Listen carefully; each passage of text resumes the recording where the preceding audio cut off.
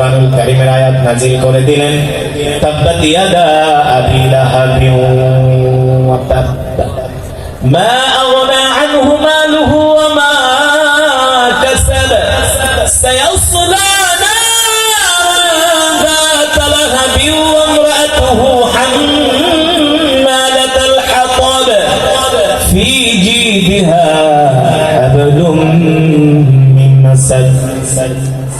আল্লাহ রাব্বুল আলামিন বলে, জিবরাইল যাও যাও যাও, তাড়াতাড়ি যাও আবু লাহাবের হাত ধরো। আবু লাহাব উদ্যত হয়েছে আমার নবীর উপরে আক্রমণ করার জন্য, আমার হাবিবের উপরে আবু লাহাব চড়াও হয়েছে। আবু লাহাব আমার হাবিবকে আক্রমণ করার জন্য যে এক হাত উঠাইছে, আমি আল্লাহ আবু লাহাবের এক হাত না, আমি আল্লাহ আবু লাহাবের দুই হাতকে ধ্বংস করে দিব। দুই হাতকে ধ্বংস করে দিব। শুধু আবু লাহাবের দুই হাত ধ্বংস হবে না, ওর মাল, ওর সম্পত্তি, ওর পরিবার পরিজন সবগুলোকে আমি আল্লাহ ধ্বংস করে দেব। আবু লাহাবের কোন অস্তিত্ব আছে? আছে আছে। যারা ক্ষমতায় ছিলেন, আমরা ওই ভাইদেরকে অনেক বুঝাইছি যে ভাই, ক্ষমতা পায়া এত বাড়াবাড়ি করে আলেমদের উপরে, ইসলামপন্থীদের উপরে এত চড়াও হয়েন না, ঠিক কিনা বলেন? এই যে আজকে এখানে মাহফিল করতেছে, কোন পুলিশের অনুমতি লাগছে? হ্যাঁ, বাংলাদেশে মাহফিল করার জন্য পুলিশের অনুমতি কেন লাগবে? পুলিশ তো আমাদের গোলাম, ওরা তো আমাদের চাকর, আমাদের পয়সা দিয়ে পুলিশের বেতন হয়, ঠিক কিনা বলেন? ওরা হলো প্রজাতন্ত্রের কর্মচারী। আগে মাহফিল করতে গেলে থানার ওসিরে জায়গা 5 কেজি তেল মারতে, হ্যাঁ, সুরে সরিষার তেল মাইকা ঠাইকা, ওসির কি বাবারে কথাই কয় না, ওস করতে পারবেন না। কয় টাকার বাংলাদেশের যে বাজেট হয়, কয় টাকার আর কাজ হয়? যদি বাজেট হয় 5,000 কোটি টাকা, চুরি করে খায়াই ফেলায় 3,000 কোটি টাকা, ঠিক কিনা বলেন? 2,000 কোটি টাকা দিয়ে কাজ করে, আর ওই 2,000 কোটি টাকা দিয়ে কাজ করার পরে দেখা যায় 6 মাস পরে রাস্তার পিচ বেলায় ফেটে যায়, ঠিক কিনা বলেন? আবার তো অনেক ইঞ্জিনিয়াররা রডের বদলে বাঁশও দেয়। কি দেয়? রডের বদলে কি দেয়? বাঁশ দেয়। এই দেশে যদি কোরআনের আইন প্রতিষ্ঠা হয়ে যায়, যে ইঞ্জিনিয়ার রডের বদলে বাঁশ দিব, ওদের পাছা দিয়া বাঁশ ঢুকানো, ঠিক কিনা বলেন? এখন এই কথাগুলো বলবে কারা? এই কথাগুলো কারা বলবে? আলেম ওলামারা ছাড়া কখনোই হক কথাগুলো বলবে না। যারাই রাষ্ট্র পরিচালনা করে এই 50 বছর 55 বছরে যারাই রাষ্ট্র ক্ষমতায় এসেছে, তারাই চুরি আর বাটপারি আর দুর্নীতি করেছে, ঠিক কিনা বলেন? যারাই এই বাংলাদেশের নেতৃত্ব দেখ না কেন, যারাই বাংলাদেশের রাষ্ট্র ক্ষমতায় আসুক না কেন, কোরআন দিয়ে যদি রাষ্ট্র পরিচালনা করা না হয়, এই দেশ তাদের হাতে নিরাপদ নয়, এই দেশের সার্বভৌমত্ব তাদের হাতে নিরাপদ নয়, এদেশের জনগণের জান মাল তাদের হাতে নিরাপদ নয়। একদল খেয়ে গেছে, আর একদল খাওয়ার জন্য বসে থাকবে, এটাই চরম বাস্তবতা।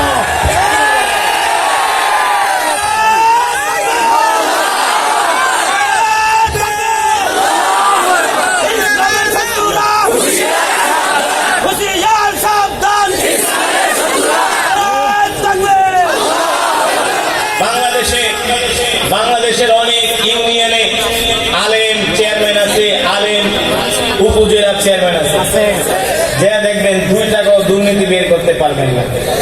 হ্যাঁ, লক্ষ্মীপুরের কমলনগরে একজন উপজেলা চেয়ারম্যান আছে, তার নাম হলো মাওলানা খালেদ সাইফুল্লাহ।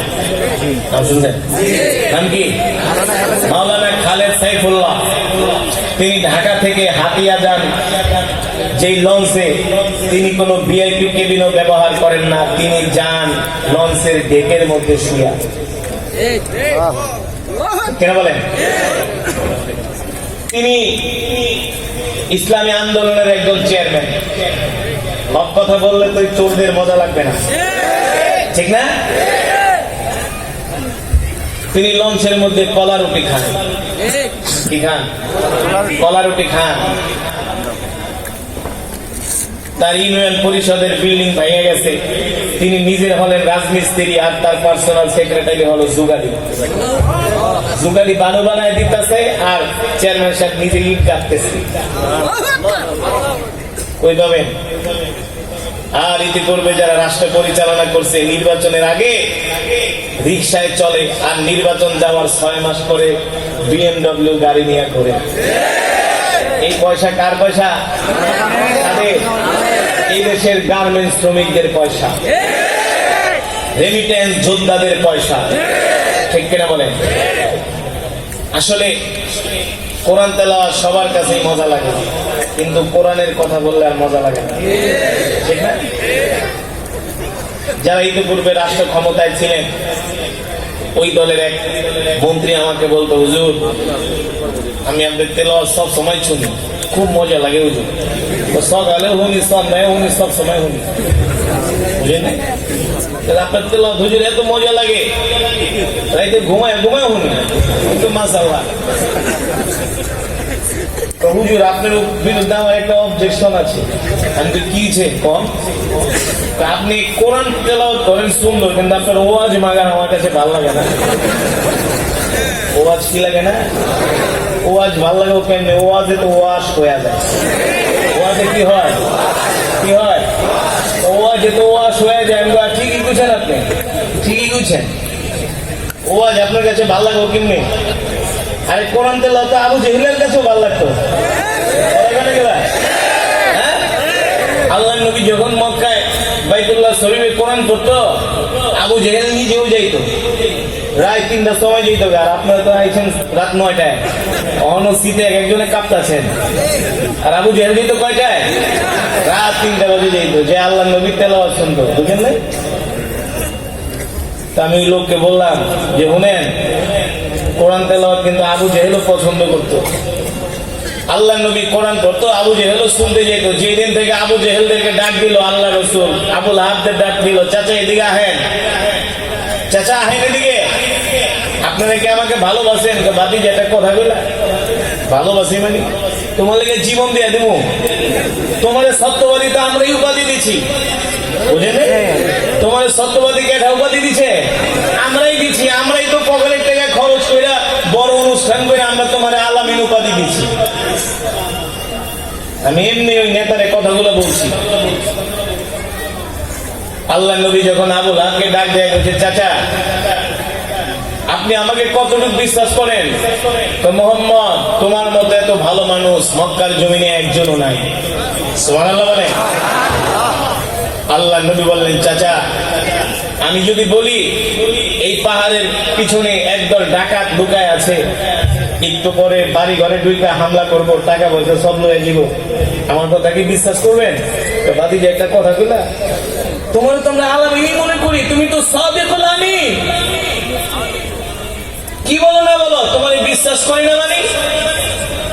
আল্লাহ নবী বললেন, চাচা যদি বিশ্বাস করেন তাইলে এতদিন পর্যন্ত যে মূর্তি পূজা করছেন এগুলো ছাইরা এক আল্লাহর প্রতি ঈমান আনেন।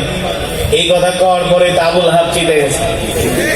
হ্যাঁ, ওই আবুল আহাবও কিন্তু আল্লাহ রাসূলের তেলাওয়াত শুনতে যেত, ঠিক কিনা বলো? যেত কি যেত না? আবু জেহেল নিজেও আল্লাহ রাসূলের তেলাওয়াত শুনতে যেত। আল্লাহ নবী এখন বললেন, ও মক্কাবাসীরা, একদল ডাকাত পাহাড়ের পিছনে লুকিয়ে আছে, একটু পরেই তোমাদের লোকালয়ে হামলা করবে, তোমাদের অর্থগুলো ছিনিয়ে নিবে, তোমাদের জান মালের ব্যাপক ক্ষতি হবে। তোমরা আমার কথা বিশ্বাস করবা কিনা? মক্কার কাফেররা বলল, মুহাম্মদ আমরা তোমাকে আল আমিন মনে করি, তুমি কোনোদিন মিথ্যা বলো না, তুমি মানুষের উপকার করো, তুমি মানুষের কল্যাণের জন্য কাজ করো মুহাম্মদ। আল্লাহ নবী বললেন, ও মক্কাবাসীরা, যদি তোমরা আমার কথা বিশ্বাস করো তাহলে আমি আল্লাহর পয়গম্বর মুহাম্মদ সাল্লাল্লাহু আলাইহি সাল্লাম ঘোষণা করতেছি, আজ থেকে তোমরা এক আল্লাহর প্রতি ঈমান আনো, এক আল্লাহকে বিশ্বাস করো। এই কথা বলার পরে আবুল আহাব, তিনি ছিলেন বদমেজাজি মানুষ, তিনি ছিলেন বদ স্বভাবের মানুষ। তিনি বললেন, তাব্বাল্লাকা ইয়া মুহাম্মদ ফালিহাদা লিজামাতানা, ও মুহাম্মদ তুমি কি এই কারণে আমাদেরকে এখানে ডেকেছো? এই কথা বলে আবু লাহাব আমার নবীকে আক্রমণ করার জন্য তার ডান হাত উঠায়া আল্লাহর নবীর দিকে নেওয়া শুরু করলো। আল্লাহ তাআলা